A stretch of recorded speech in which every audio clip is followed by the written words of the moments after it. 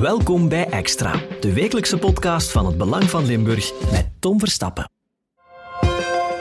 Op 29 september 2023 overlijdt Linda Koen op 43-jarige leeftijd.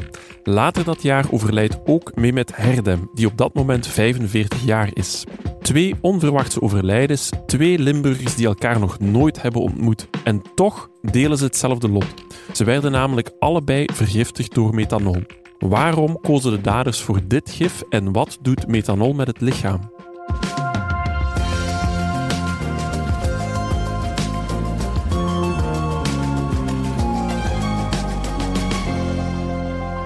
Philippe Berges, als journalist voor het Belang van Limburg volg je deze zaken. Nu, voordat we van start gaan, vorige week hadden we in de podcast over Floor Bressers. Ja, dat proces is van start gegaan. Je was daar aanwezig. Hoe was dat? Toch wel indrukwekkend in de zin van, het was op de oude NAVO-site in Brussel te doen. Daar is eigenlijk een rechtszaal gebouwd, speciaal voor grote processen die extra veiligheidsmaatregelen vergen. Zo ook de zaak Bressers, idem.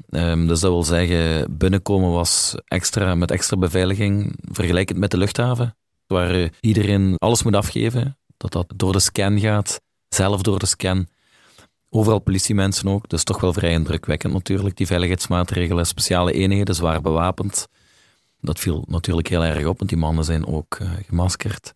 Behalve dat, in de rechtszaal, het was natuurlijk ook uitkijken, Floor Bressers zelf. Iedereen heeft er heel veel over verteld. Er is ook heel veel over geschreven, wat voor een persoon dat is. Ze noemen hem de Lange, dat klopt helemaal. We hebben geschreven dat hij 2 meter zou zijn. Ik heb hem gezien, ik denk dat hij de 2 meter overstijgt. Dat is toch wel een imposant figuur, strak in pak. Dus je hebt toch een hele belevenis. Nu, dat proces is meteen stilgelegd, wegens een discussie over een CD-ROM die beschadigd zou zijn, een bewijsstuk wat dan nieuw is aangeleverd. Op dit moment dat we dit opnemen, weten we dat het dag 2 is, de voortzetting, en het is alweer problematisch. Alle advocaten zijn blijkbaar opgestaan, want we zijn zelf niet daar nu. Maar alle advocaten zijn weg naar een discussie. De procureur is aan het pleiten, is haar uiteenzetting aan het doen over de zaak. Voor een lege zaal. En we zullen nog wel zien hoe het verder afloopt. Ja, we gaan dat hoe dan ook blijven volgen natuurlijk. Deze week gaat het specifiek over 2 Limburgse gifmoorden. Maar dat zijn eigenlijk moorden die toch wel enige tijd onopgemerkt zijn gebleven. Hoe komt dat eigenlijk? Wel, het Parket van Limburg heeft een draaiboek samen met de politie ontwikkeld. 2016, draaiboek ongewone sterfgevallen. Dus dat wil zeggen, iedereen die sterft wat ongewoon is. Dus zeg maar, iemand die aan het trap ligt, kan ongewoon zijn. Dat wordt altijd bestempeld als vreemd. Ook jonge mensen. Dus daar is een grens van een bepaalde leeftijd. Ze zeggen van, kijk, zie je het als een garage waar een carrosserie een bepaalde levensduur heeft. En als het voertuig, dus een garage, als het voertuig het begeeft voordat die carrosserieperiode voorbij is, moeten we gaan kijken of er een probleem is. Ja, dan gaan er alarmbellen af. Wat doet men dan in zo'n gevallen? Wel, ze hebben in het verleden gezien, of sterke vermoedens, dat er mensen gestorven zijn, overleden zijn, en dat daar kwaad opzet mee gemoeid is geweest. Het zogenaamde dark number, zoals het parket en politie dat noemen. En zij zeggen, die willen we eruit halen. Dus hebben ze een draaiboek, daar doen verschillende mensen aan mee, partners van politie en justitie, dat wil zeggen het labo, dat wil ook zeggen een wetsgeneesheer, en uiteindelijk ook nog het toxicologisch onderzoek. Dus meerdere pijlers die ze hanteren, tactisch, medisch, om te gaan kijken, zijn er problemen? En op die manier willen ze de doodsoorzaak achterhalen. Ja, en het is eigenlijk ook zo dat de 2 moorden waar we het vandaag over hebben, dat die aan het licht zijn gekomen. Laten we het misschien maar eerst hebben over de zaak rond Mehmet Herdem. Wat weten we juist hierover? Wel, Mehmet is in oktober 2023 gestorven. Nu, die man was een 40er, dus nog een jonge man. In dat geval het draaiboek opgestart, ongewone sterfgevallen. Volgens onze info waarover wij beschikken vandaag, was Mehmet iemand die wel lichte gezondheidsproblemen had, maar goed, onverwacht gestorven. Niet meteen verdacht. Een man met 3 kinderen, met een vrouw, die komt te sterven. Dat is een groot verdriet natuurlijk. Alleen, dat draaiboek was opgestart, iedereen was erbij betrokken, wetsgeneesheer is gekomen. Nu goed, op de eerste zicht ligt daar niets vreemds aan de hand. Alleen, maanden later komt het toxicologisch onderzoek binnen en ze zien daar een stof in het lichaam die daar normaal niet kan zitten, niet moet zitten, namelijk methanol. En dan hebben ze een stilte op de achtergrond, zijn de speurders aan het werk gegaan, hebben zij gezocht naar de oorzaak. Hoe komt dat? Hoe komt die stof die niet in het lichaam hoort te zijn, hoe komt die daar? Hoe komt het dat dat daar is? En 2, wie is daar dan verantwoordelijk voor? Ja, het overlijden komt als een schok voor familie en de nabestaanden. Zeker omdat Mehmet 45 jaar is op het moment van zijn overlijden. Dat is veel te jong. Toch zijn er in de omgeving wel een aantal signalen dat er toch wel wat strubbelingen zijn. Ja, wat zit daar juist niet goed? Ja, die bal gaat dus ook aan het rollen mee dat het onderzoek opstart. Maar goed, niks verdachts, dus dat start heel rustig. Zo'n onderzoek door de politie, politieonderzoek is dat. Dan zien ze natuurlijk toxicologie. Ze zien dat die stof in het lichaam zit, methanol, kan niet, is de doodsoorzaak. En dan gaan ze kijken van oké, die persoon, ze gaan de omgeving schetsen, wie is er allemaal bij. En dan zien ze bij mensen die gehoord worden, dat er toch wel signalen waren dat bijvoorbeeld het huwelijk van Mehmet met zijn vrouw, dat niet meer zo goed zat, krijgt de politie te horen. Nu, we moeten weten, die mensen die hebben elkaar leren kennen jaren geleden al. Zij hebben eerst in Turkije gewoond, zijn dan ook getrouwd, hebben 3 kinderen gekregen samen en zijn in 2022 zijn zij terug naar België verhuisd, zijn zij in Borgloon gaan wonen. En dan waren er toch wel strubbelingen, zo blijkt achteraf. Dus dat wil zeggen, met de schoonfamilie, dus niet alleen binnen de relatie, maar ook de schoonfamilie en de vrouw, die dan, de Turkse vrouw die dan naar hier is gekomen, en haar schoonfamilie, de familie van Mehmet, dat liep niet zo goed. Ja, en dan wordt het eigenlijk alsmaar duidelijker dat er verschillende pijlen toch wel wijzen in de richting van de partner Nimet. Is er ook zicht op hoe dat Nimet op het idee zou gekomen zijn om methanol te gebruiken? Ja, daar lopen de pistes natuurlijk ook over. Ze lopen heel ver uit elkaar daarover. Dat huwelijk zat niet goed. Ze zou dan haar vrijheid terug willen hebben. En om uit die relatie, om uit dat huwelijk te komen, is dan momenteel een piste die wordt onderzocht. Waar ze vanuit gaan is, dan moet ik ook van mijn man af. Er is een verhaal, we weten natuurlijk niet of dat klopt, dat wordt onderzocht, maar naar verluidt zou ze er inspiratie gehaald kunnen hebben uit een serie. Dus er zijn Turkse soaps, vergelijkbaar Thuisfamilie. Natuurlijk heel veel drama altijd en dat soort series op tv. Zij zou daar naar gekeken hebben of zou daar wel fan van zijn. En misschien, want blijkbaar sterft er ons iemand in dubieuze omstandigheden, zou zij ook misschien daar haar inspiratie gehaald hebben om op deze manier toe te slaan. Ja. Als het klopt natuurlijk, want het zit nog in het onderzoek. Er wordt vanuit gegaan dat het een gifmoord is, maar we moeten nog afwachten of het daadwerkelijk zo is. Moeilijk om dat vast te pinnen.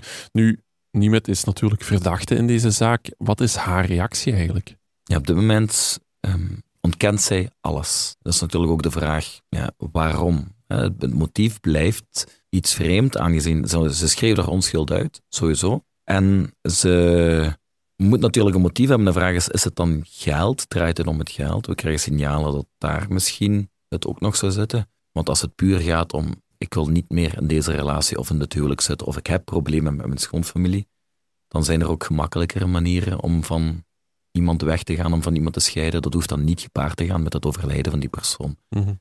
Zeker ook omdat ze 3 kinderen hebben natuurlijk. In dit geval de verdachte dreigt ook de kinderen kwijt te spelen. En voor iemand die een moeder met 3 kinderen, is dat natuurlijk een heel ingrijpende gebeurtenis. Ja, dus dat is eigenlijk nog echt wel afwachten wat dat onderzoek juist gaat naar boven brengen. Dus er wordt bijgestaan door Jan Keulen. Ja, wat zegt hij daarover? Ja, hij zegt, mijn cliënte ontkent met klem, is heel formeel, ik heb dat niet gedaan. Hij zegt ook, op dit moment, het is een onderzoek, we moeten afwachten, maar wie zegt ook dat zij het gedaan heeft? Want hij zegt, er zijn meerdere mogelijkheden. Het kan inderdaad moord zijn, dat zij dat heeft gedaan. Hij kan het ook zelf gedaan hebben, dan is het een wanopsdaad. Hij kan het ook per ongeluk gedaan hebben, dus dat daar stond, aanwezig was, en dat hij daar dan van gedronken heeft en zo gestorven is. Dat laatste lijkt mij helemaal niet mogelijk. Een wanopsdaad wordt door de familie van de overleden man absoluut ontkracht. Ze zeggen onmogelijk dat hij dat zou doen. En dan blijft natuurlijk moord over. Nu goed, meester Keulen heeft het over een karaktermoord, gepleegd door anderen. Hij zegt, de enige moord die op dit moment bewezen is een karaktermoord op mijn cliënten. De vraag is natuurlijk, wat wil hij daarmee zeggen? Wie heeft die karaktermoord dan gepleegd? Wie bedoelt hij daarmee? Dat is nog gissen. De tweede verborgen moord, dat gaat over Linda Koen. Ook hier gaat het om een gifmoord, maar ook haar partner Jean-Pierre S., die wordt ook vergiftigd. Het is een hele complexe zaak. Philippe, leg eens even uit, waar gaat het eigenlijk over? We zullen beginnen bij het slachtoffer, Linda Koen. Linda Koen is geboren en getogen in Genk, maar woont al jarenlang samen met Jean-Pierre S. Jean-Pierre S. is haar partner. Linda Koen is dus destijds verhuisd van Genk naar Huizen-Zolder. Nadien heeft ze zich in Koersel gevestigd. Daar woonde zij met Jean-Pierre S. Geen kinderen, maar wel een gelukkig stel. Volgens de zus van Linda die we gesproken hebben, Sylvia, waren zij gelukkig. Nu, Jean-Pierre S. was ook een taxichauffeur, een bijberoep. Leert Christina V. kennen via zijn werk. Op die manier komen zij ook, hoe dat precies gegaan is, weten wij niet. Maar, zo zegt de zus ook weer van Linda, Linda heeft dan ook Christina V. leren kennen.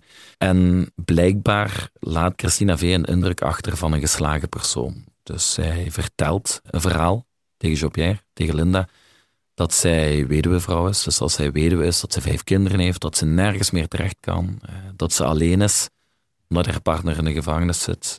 Ze heeft geen dak boven haar hoofd. Ze zegt ook op een gegeven moment dat ze zwanger is.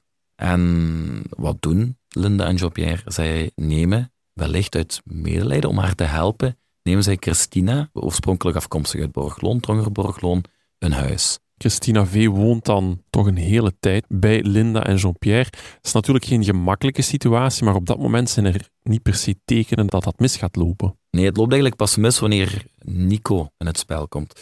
Nico, de partner van Christina, zit in de gevangenis, zoals ik net zei. Die zat in de gevangenis. Maar op een gegeven moment komt hij in aanmerking voor een enkelband. Maar voor een enkelband, wie een enkelband wil, elektronisch toezicht, moet ook een vaste verblijfplaats hebben. En ook weer daar, volgens de zus, Sylvia, die we gesproken hebben, besluiten Linda en Jean-Pierre om Nico bij hen in te schrijven, zodat hij een vast adres heeft. Dus hij zal ook bij hen intrekken. Want hij moet met zijn enkelband ergens heen. Maar de spanningen lopen dan wel op, want 2 koppels onder 1 dak, dat gaat niet helemaal goed. Plus, ja, Nico is ook geen onbekende.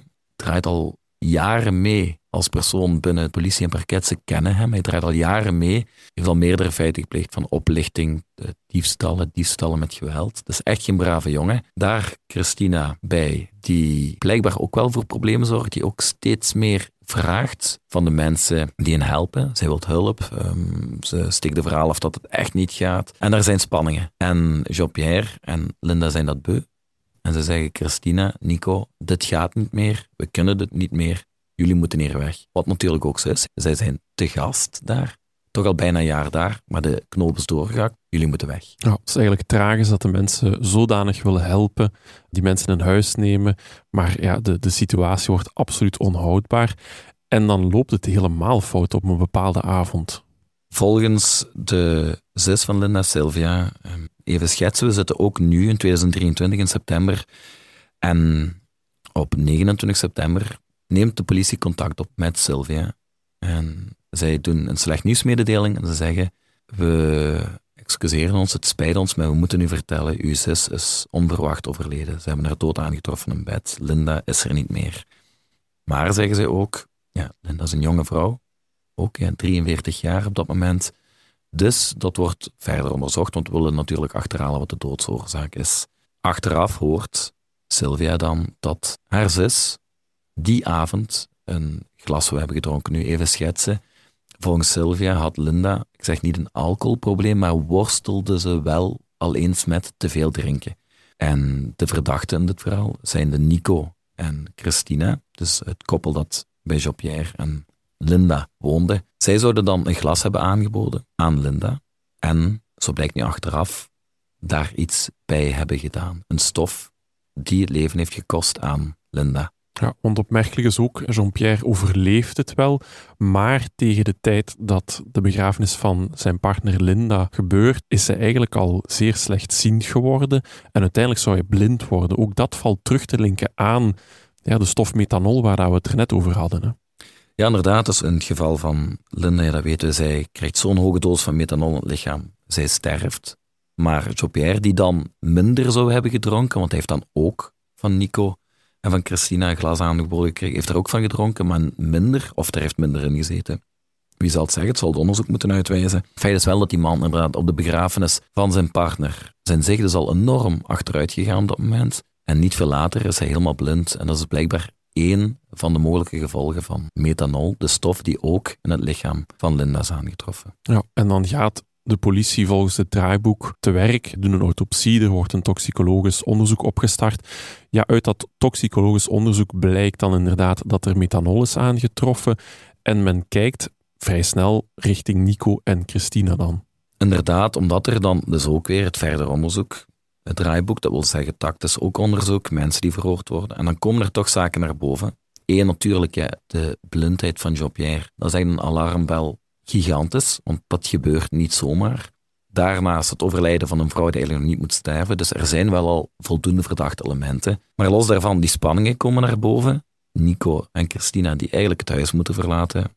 Er zou ook een discussie zijn geweest over dat ze uit waren op het geld van Jean-Pierre en van Linda, maar Sylvia zegt dan, eigenlijk had hij niet zoveel, het huis was een huurhuis. Ik zou het straf vinden, moest dat de reden zijn. Maar goed, Nico en Christina komen inderdaad heel snel in beeld als mogelijke daders. Ja, en ze zijn nu ook officieel in verdenking gesteld voor deze gifmoord. Hè? Ja, inderdaad. Ja. En ze lijken ook op weg naar racisme. Moraliteitsonderzoek is bezig voor beide. En ja, dat is een zeer ingrijpend onderzoek. Dat vergt ook veel politieuren. Dat doen ze niet zomaar. Dus dat is wel het voorbereiden op een proces voor een volksjury. Ja, en dan zou je denken, hier stopt het.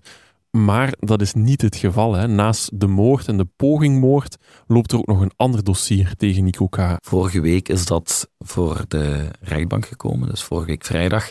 In Tongeren, dat is een oplichtingszaak en dat is ook een heel vreemd gegeven toch wel. Nico staat daar alleen terecht als beklaagde. Nico stuurt een dagvaarding naar de moeder van de overleden man van Christina. Christina was getrouwd destijds met een man in Borgloon, waar ze ook kinderen mee heeft. Dat was een gezin. En die man is in 2021 ook onverwacht overleden. Een jaar later krijgt de moeder een dagvaarding in de bus van Nico. Nico was op dat moment de nieuwe partner van Christina, zogezegd achteraf in beeld gekomen, maar of dat ze is, zal het onderzoek ook nog wel moeten uitwijzen. Maar goed, Nico stuurt naar de moeder, een vrouw eind 70, stuurt hij een dagvaarding en hij zegt, ja, u moet mij €150.000 terugbetalen, want ik heb uw zoon, die overleden is, €150.000 cash geleend. En u staat borg daarvoor. Ik heb de documenten, dat is ondertekend door u. Ik heb een kopie van uw paspoort. U moet mij dat geld.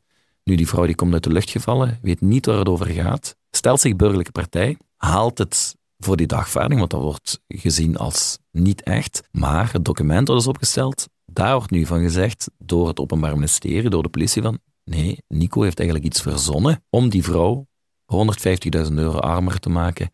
Dus die vrouw heeft daar zoon verloren, onverwacht. En een jaar later willen ze haar ook nog eens oplichten. Nu, en ook weer het vreemde in dat verhaal. Christina wordt niet meer vervolgd, dus de partner of ex-partner nu intussen ook weer, want het is allemaal heel complex. Maar Nico noemt daar ook Christina, of de advocaat van Nico noemt daar Christina zijnde als, kijk, zij die in het verhaal van Linda Koen als mede-verdachte wordt gezien van de gifmoord, zij heeft ook hier een rol gespeeld bij de oplichting van haar ex-schoonmoeder. Want zij zou dan hebben beschikt over het paspoort van de vrouw. Ze ging nog voor haar schoonmoeder, toen nog haar schoonmoeder. Regelmatig ging zij naar de apotheek, had ze het paspoort nodig, identiteitskaart om de medicijnen te halen. En zij zou, zo zegt dan de verdediging van Nico in die oplichtingszaak, zij zou dan de identiteitskaart aan Nico hebben gegeven, zodat hij een kopie kon nemen van het paspoort van de moeder. Dus ook daar heel vreemd dat zij wordt niet mee vervolgd in die zaak. Heel even verduidelijken. Maar het is wel een vreemd gegeven dat dezelfde namen terugkomen in toch een gelijkaardige zaak. Beide moorden en de moordpoging die hebben één ding met elkaar gemeen. Dat is natuurlijk het gebruik van methanol. Ja, ik ken methanol vooral als brandstof voor een fondue op een kerstavond, maar kennelijk kan het dus ook gebruikt worden om iemand te vergiftigen. Hoe wordt dat gebruikt? Wat doet dat juist? Een andere naam voor methanol is gewoon brandalcohol. Dus dat is een product wat helemaal niet illegaal is. Overal te verkrijgen, ga naar een doe-het-zelf-zaak en daar staat methanol voor te kopen. Nu goed, dat is een brandversneller. En dat dient natuurlijk niet om te drinken. Ik zei juist alcohol, maar het is niet alcohol zoals een bier, zoals een wijn. Daar dient het niet voor. Waarom niet? Omdat het extreem giftig is. Het is extreem gevaarlijk, net omdat het zo giftig is. En bij deze 2 vermoedelijke moorden, en we gaan nog met 2 woorden spreken, ook die moordpoging op Jean-Pierre die blind is geworden, ja, daar is methanol, die stof, die niet lichaamseigen is, die daar normaal niet mag zitten, is er wel teruggevonden in de lichamen van die personen. En wellicht hebben die dat niet gemerkt, dat ze het genomen hebben, want ook daar, methanol, is brandalcohol dat blijkbaar geur- en kleurloos is. Al heb ik wel vernomen nu al dat wie echt goed ruikt, het toch ruikt. Nu goed, als dat vermengd wordt met anderen, kan ik me voorstellen dat het niet opvalt dat in uw drank zit en dat je dat dan gaat opdrinken. Philippe, stel dat je dat binnenkrijgt, methanol, wat zijn de symptomen? Brandalcohol dus, alcoholintoxicatie, dronken gevoel. Maar dat is niet alles. Dat kan verergeren. Hoofdpijn, buikpijn, misselijkheid. Ook daar, vergelijkbaar met een kater, zal ik zeggen. Dus met iemand die gewoon alcohol drinkt, bier, te veel wijn. De gevolgen daarvan 's ochtends, die kater, dat gevoel wekt ook brandalcohol op, methanol dus. Alleen als dat een hogere hoeveelheden wordt ingenomen, of als het proces langer duurt, kan natuurlijk vele malen erger worden. Dat enkele symptomen, we hebben dat nu gezien bij Jean-Pierre, blind worden. Want de lever kan dat niet voldoende afbreken op de juiste manier, waardoor uw lichaam zich gaat vergiftigen. Een gevolg daarvan kan zijn blindheid. We hebben dat gezien bij Jean-Pierre nu. Hij is blind geworden, wellicht door die methanol. Het kan u in een coma doen belanden. Het allerergste, en dat hebben we nu gezien bij deze twee zaken vermoedelijk, zoals Linda Koen, zoals Mehmet Herdem.